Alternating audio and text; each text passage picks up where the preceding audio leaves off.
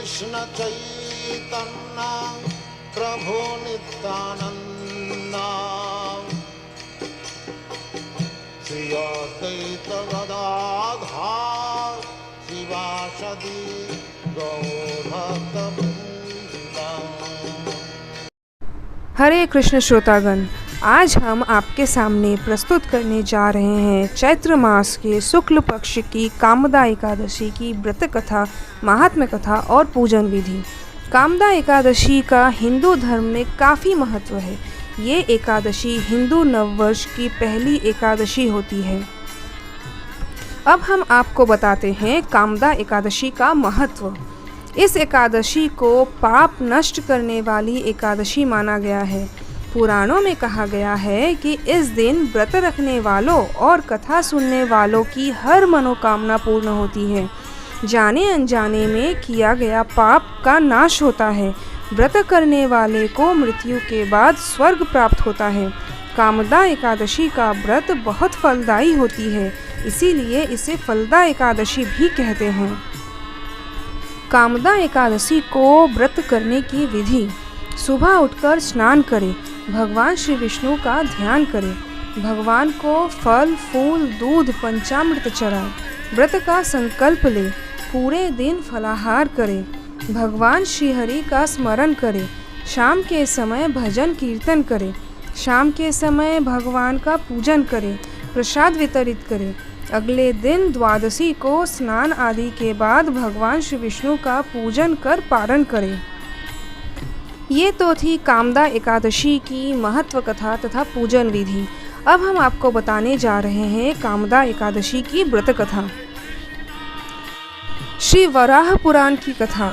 धर्मराज युधिष्ठिर ने यदुकुल भूषण श्री कृष्णचंद्र जी से कहा, हे जनार्दन, आपको कोटि कोटि नमस्कार है। अब आप कृपा करके चैत्र मास के शुक्ल पक्ष की एकादशी का नाम, व्रत विधि तथा फल विस्तार पूर्वक वर्णन कीजिए। श्री कृष्ण जी ने कहा, हे युधिष्ठिर, एक समय राजा दिलीप ने गुरु वशिष्ठ जी से भी इसी प्रकार निवेदन किया था। तब महर्षि वशिष्ठ जी ने कहा, हे राजन, चैत्र मास के शुक्ल पक्ष की एकादशी का नाम कामदा है। जिस प्रकार अग्नि सूखे काष्ठ को जलाकर भस्म कर देती है, उसी प्रकार इस कामदा एकादशी के व्रत के प्रभाव से मनुष्य के समस्त पाप नष्ट हो जाते हैं और पुत्र की प्राप्ति होती है। अब मैं तुम्हें इसके व्रत का महात्म्य सुनाता हूँ।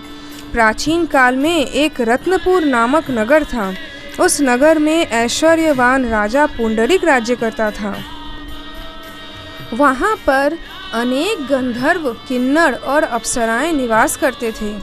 उसी नगर में ललिता और ललित नाम के दो स्त्री पुरुष अत्यंत वैभवशाली घर में निवास करते हुए विहार करते थे।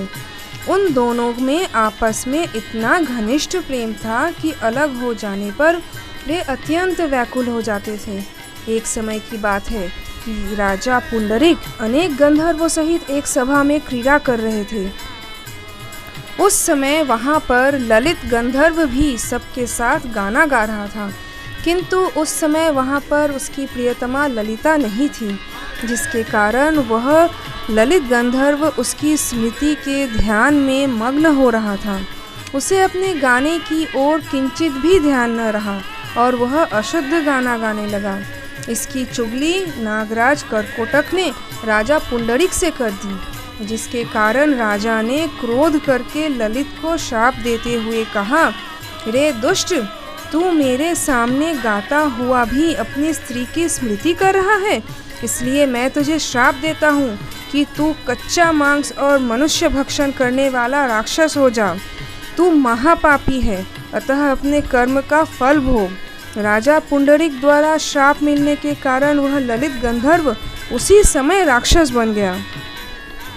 ललित जब पुंडरीक राजा के श्राप से राक्षस हो गया तो वह बहुत दुखी हुआ। अनेक दुखों को भोगता हुआ वह अपने कर्म के फल को भोगने लगा। जब उसकी प्रियतमा ललिता को अपने पति की दशा का हाल ज्ञात हुआ तो वह अत्यंत दुखी हुई। वह हर समय अपने पति के उद्धार करने के उपाय की खोज करने लगी। इधर वह ललित राक्षस होने के पश्चात घोर वनों में रहकर अनेक प्रकार के पाप करने लगा। उस समय उसकी स्त्री ललिता उसके पीछे पीछे जाती थी और उसके इस हाल को देखकर विलाप किया करती थी। एक बार ललिता अपने पति के पीछे पीछे भ्रमण करती हुई विंध्याचल पर्वत पर जा पहुंची। उस स्थान पर श्रृंगी ऋषि का आश्रम था।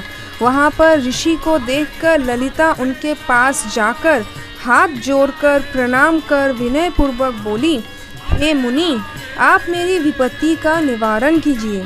ललिता की बात सुन श्रृंगी ऋषि ने पूछा, हे सुभगे, तुम कौन हो और यहाँ पर किस कारण से आई हो तथा तुम पर क्या विपत्ति आई है? ललिता ने कहा, हे मुनि, मेरा पति राजा के श्राप से राक्षस हो गया है, जिसके कारण मैं पति वियोग से महान दुखी हो रही हूँ।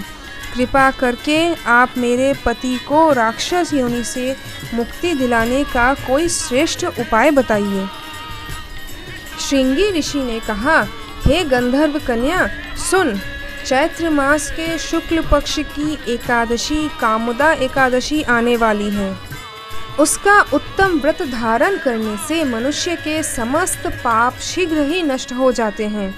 यदि तू उस व्रत को करके उसका पुण्य अपने पति को संकल्प कर देगी तो तेरा पति शीघ्र ही राक्षस योनि से मुक्त हो जाएगा।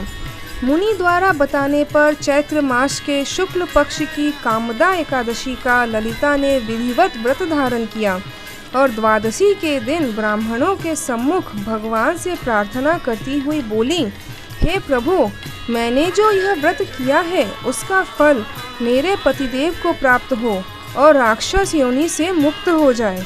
इस प्रकार ललिता द्वारा कामदा एकादशी के प्रभाव से उसके पति ललित की राक्षस देह छूट गई और उसने अपनी प्रथम देह प्राप्त कर ली। तब वह अनेक सुंदर वस्त्राभूषणों से अलंकृत होकर अपनी प्रेयसी ललिता के साथ आनंद से विहार करने लगा। श्री कामदा एकादशी के प्रभाव से वह दोनों पहले की अपेक्षा अब और भी अधिक सुंदर हो गए और पुष्पक विमान पर बैठकर स्वर्गलोक को चले गए। हे राजन, इस व्रत के प्रभाव से मनुष्य राक्षस योनि और ब्रह्म हत्या जैसे भयंकर पापों से छूट जाता है। इस प्रकार हमने आपके सामने कामदा एकादशी की व्रत कथा, महात्म्य कथा तथा पूजन विधि को प्रस्तुत करने का प्रयास किया है। आशा है आपको वीडियो पसंद आया होगा। आप सभी को कामदा एकादशी की हार्दिक शुभकामनाएं। हरे कृष्ण।